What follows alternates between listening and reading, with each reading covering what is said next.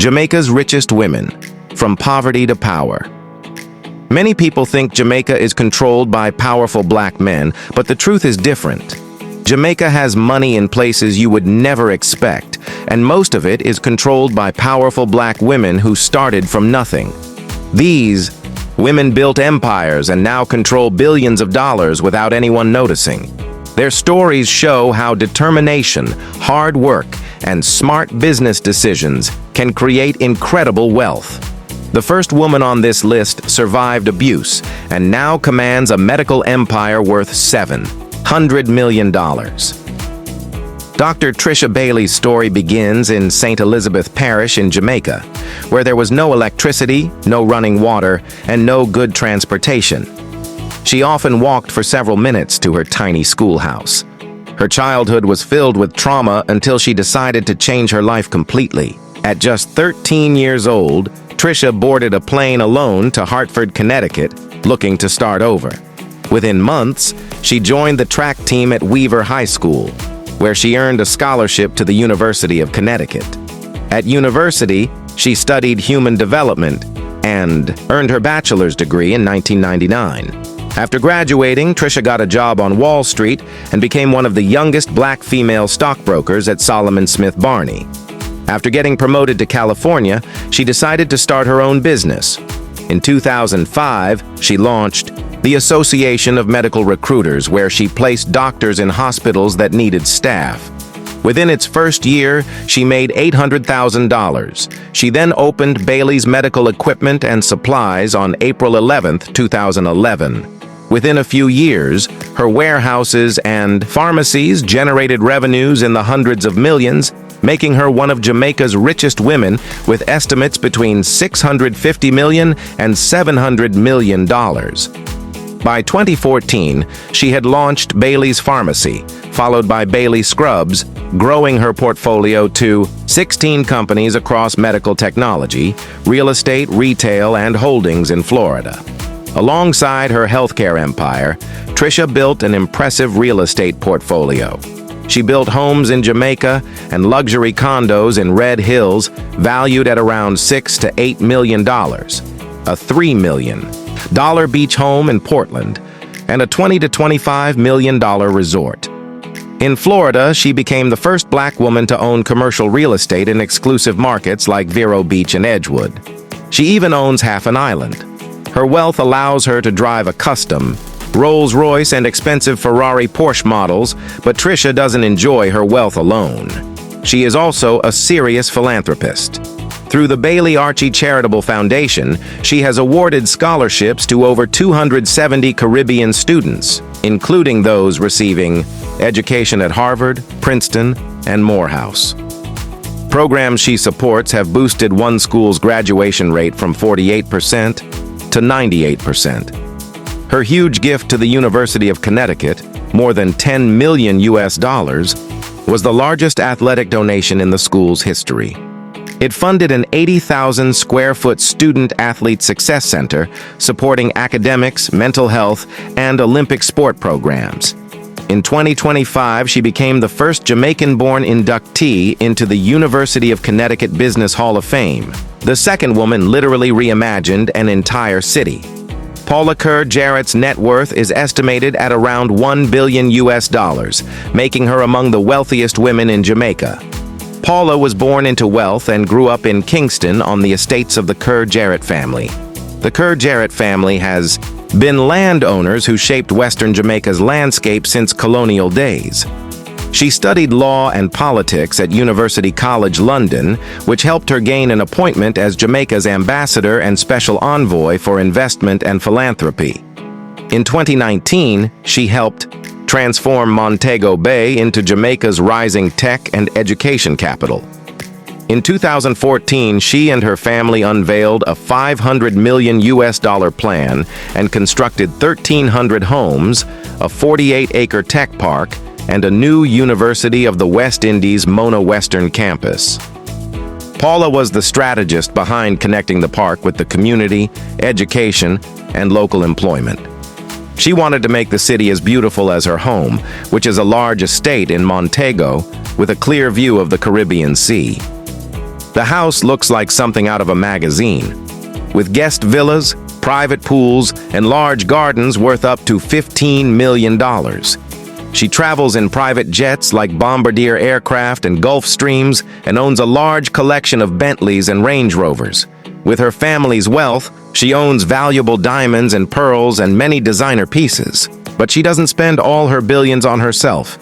In 2021, she was honored with the Commonwealth Award by the St. George's Society of New York for her leadership in philanthropy and her support of the Branson Center for Entrepreneurship in Montego Bay.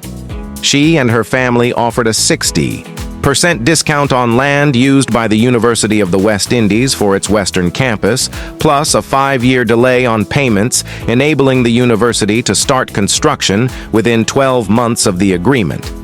Another incredible woman transformed Jamaica's postal system and still had time to build a billion-dollar logistics empire.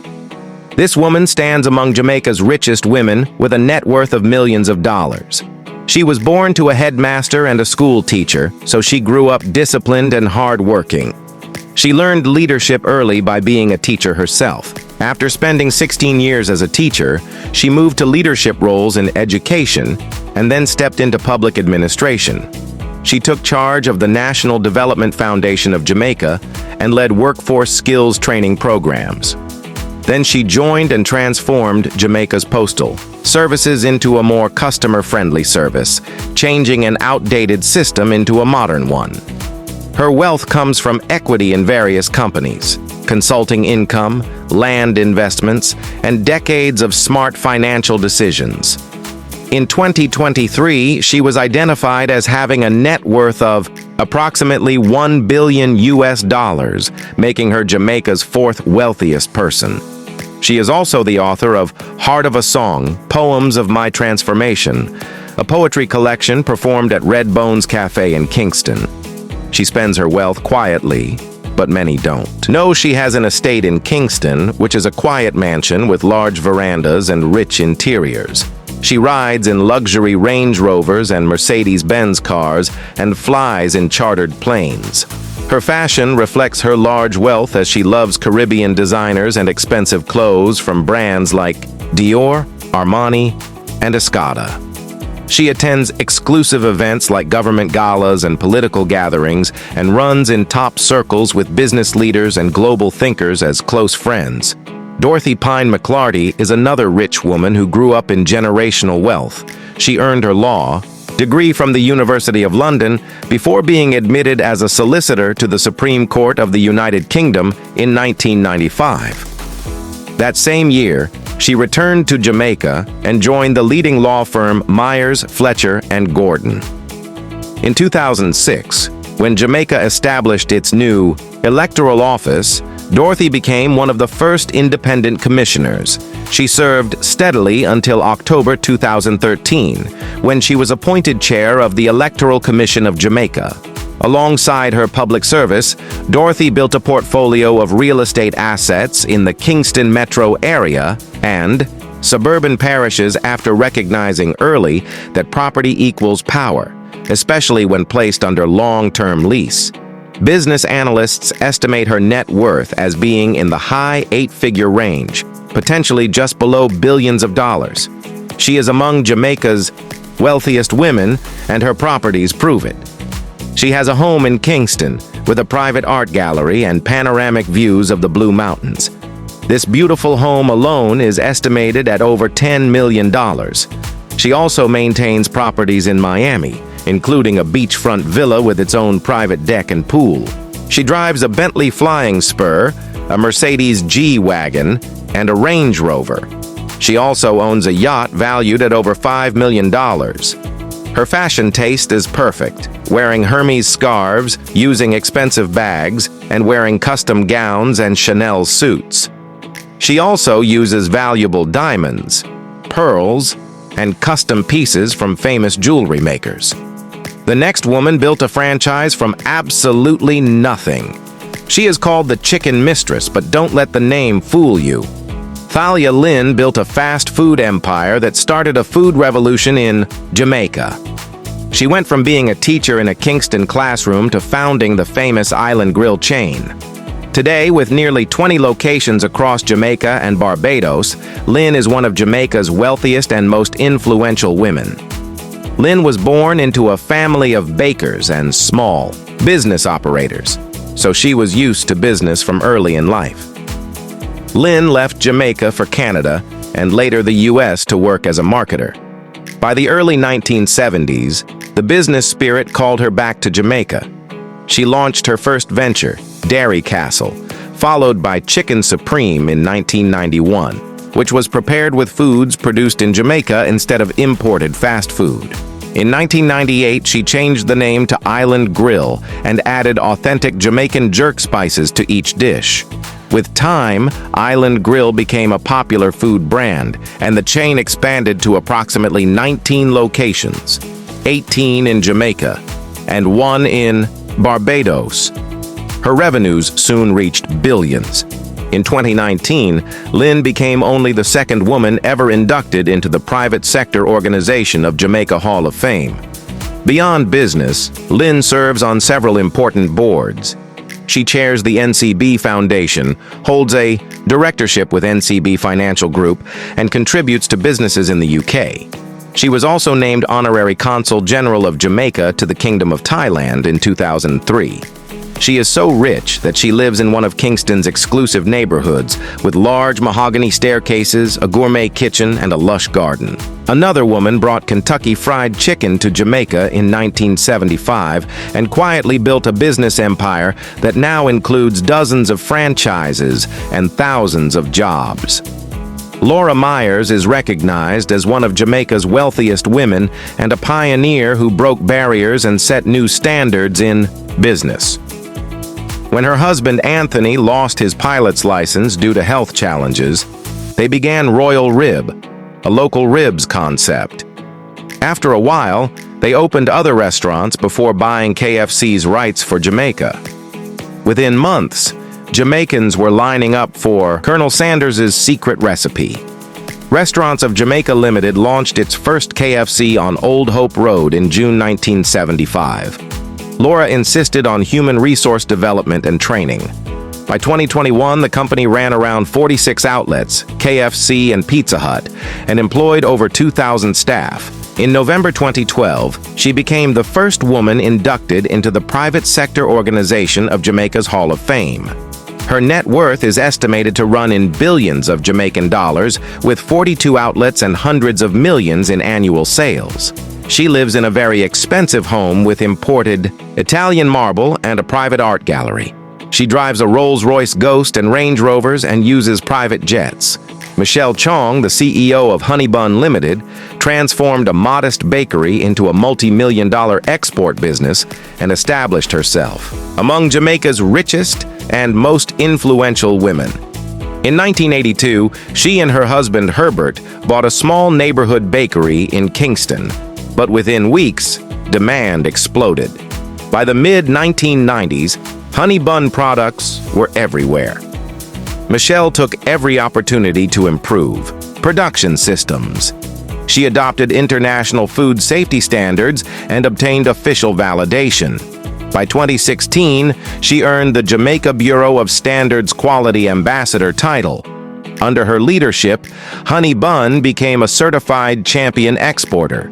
In 2016, she led the push to have Buccaneer Jamaica rum fruitcakes appear on UK supermarket shelves. She is now very rich with a net worth of hundreds of millions of dollars. She lives in Kingston's expensive Norbrook community in a home worth over $5 million with an infinity edge pool. She drives a BMW 7 Series, a Tesla model, or a Range Rover Sport. She loves expensive fashion and often wears high-end pieces from famous designers. The final woman became incredibly wealthy at 33 and is currently considered the richest woman in Jamaica. Rita Humphries-Lewin was the first woman in the Caribbean appointed as a practicing broker at the stock exchange. Rita's story begins at Immaculate Conception High School. She took a job at the Gleaner newspaper filing papers and answering calls. Later, she landed a job at a Canadian stock trading firm. When the firm offered training in Canada, Rita jumped at the chance. 6 months later, she returned as a certified trader. In 1967, she completed the Canadian Securities course, becoming one of Jamaica's first certified female stockbrokers. By the time the Jamaica Stock Exchange opened in 1969, Rita was the designated trader. In 1977, she invested 10,000 Jamaican dollars of her own money and founded Rita Investments Limited, which she named after herself and her sister Barbara. With just one messenger as staff, Rita launched into uncertain markets and created new products including brokerage services, investment funds, and portfolio management. It was a time of high inflation, political unrest, and economic problems. Yet, Rita didn't back down. She insisted that client funds were sacred and were never to be gambled with. She built an unshakable reputation with high integrity and discipline. In 1984, Rita was elected chair of the Jamaica Stock Exchange and became the first woman to chair any stock exchange in the Caribbean. She later returned in 1995 and guided the stock exchange through modernization, including the creation of electronic systems that are still pillars of Jamaica's markets today. In 2018, she sold 75% of Rita to another company for 3 billion Jamaican dollars, keeping at least 2% and a board position. By 2021, she announced her formal retirement. She made so much money and is now a billionaire. She has many homes, including one in the exclusive community in Kingston, and owns expensive cars. She only flies first class and only wears designer suits and expensive fabric with pearl sets, diamond brooches, and vintage gold bracelets. These women prove that Jamaica's real power lies not just with men, but with incredibly smart, determined women who built empires from nothing. From medical equipment to fast food chains, from stock trading to solar energy, these women transformed industries and accumulated billions of dollars while giving back to their communities. Their success stories show that with hard work, smart decisions, and determination, it's possible to rise from poverty to incredible wealth and power. They didn't just build businesses, they built legacies that continue to benefit Jamaica and its people today.